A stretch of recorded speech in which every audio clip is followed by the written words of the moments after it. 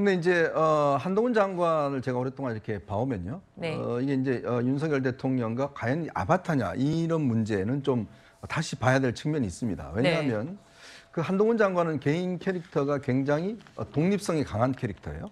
그러니까 이분이 이제 술도 안 마시고 골프도 치지도 않고 네. 오로지 수사만 하는데 일체 민원을 받지 않습니다. 제가 옛날에 검찰 출입할 때 기업 관계자들이 가장 힘들어하는 게 뭐냐면 한동훈하고는 도대체 이야기가 안 된다. 뭔가 CR이 안 맥힌다는 이야기예요.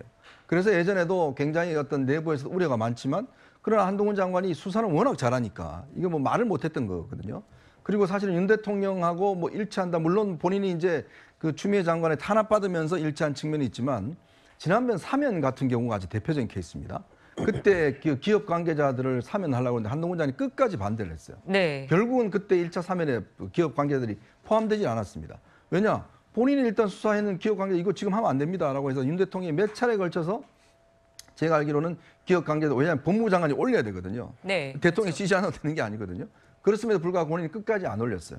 이제 그러다 결국은 그 다음에 이제 좀 시간이 한참 지나서 이제 사면이 됐는데 이제 그런 캐릭터를 보더라도 저는 한동훈 장관이 뭐 이 대통령이 지시한다고 해서 그냥 바로 시행하는 저는 그런 캐릭터는 아니라고 봅니다. 왜? 그렇기 때문에 지금 한동훈 장관이 나름대로 국회나 뭐 등등 일반적인 인기가 있는 것이 윤 대통령하고 이미지가 같은 이미지가 아니라 좀 더 차별적인 이미지이기 때문에 또 인기가 있는 측면이 있어요. 자, 그렇기 때문에 그런 우려는 이제 본인이 아마 비대위원장을 맡게 될 경우에 첫 번째 당면할 문제가 바로 이제 김건희 여사 문제일 겁니다. 네. 예, 이것에 대한 이 특검법 이걸 어떻게 처리할 것인지. 자, 이게 이제 가장 중요한 문제. 두 번째, 바로 이제 이준석 전 대표에 대한 문제일 겁니다. 이준석 전 대표 한동훈 장관 한 번도 비난한 적이 없어요. 왜 안 했을까요?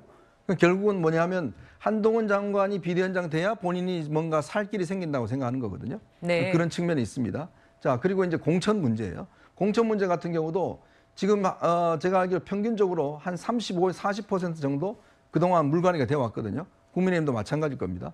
근데 한동훈 장관 되면 제가 볼 때는 과감한 아마 공천 물갈이를 할 거예요. 그거에 대한 우려가 굉장히 큽니다. 영남 지역이나 등등 이런 데서는. 그래서 반대를 하는 측면이 있는 거거든요. 예. 그러니까 한동훈 장관이 결국은 이제 그동안 여러 가지 다른 거는 모르겠지만 정치력은 아직 검증되지 않았잖아요. 그러니까 그런 큰 시험을 통해서 사실은 킬러 문항이죠. 킬러 네. 문항을 어떻게 푸느냐에 따라서 저는 한동훈 장관이 정말 정치인으로 클 수 있느냐 없느냐 그건 결정 날 거라 보고 그건 결국 본인의 역량에 달려 있다 이렇게 보고 있습니다.